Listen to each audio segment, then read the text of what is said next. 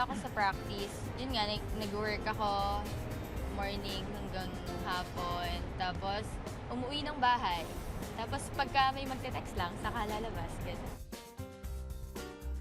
Kapag medyo may time pa ako, tapos medyo nag-aabol ako sa training, nag-double time ako, boxing, takbo, yun lang yung ginagawa ko, gym. Yun lang yung madalas kong ginagawa. Hindi kasi ako mapag-isang tao. Gusto ko lagi ako may kasama.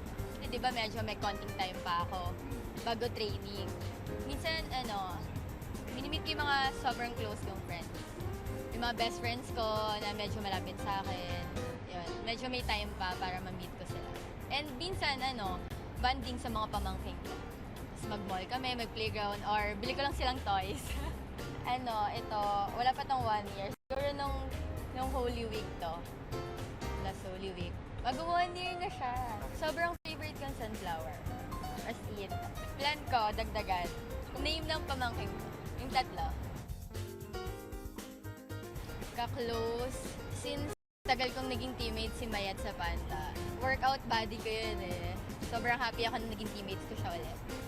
Hi, I'm Bang Pineda from Petron Triactive.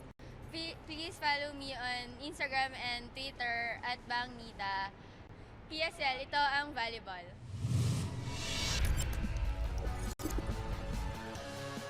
A high-flying former Adamson University Falcon, Sheila Marie Pineda always hits it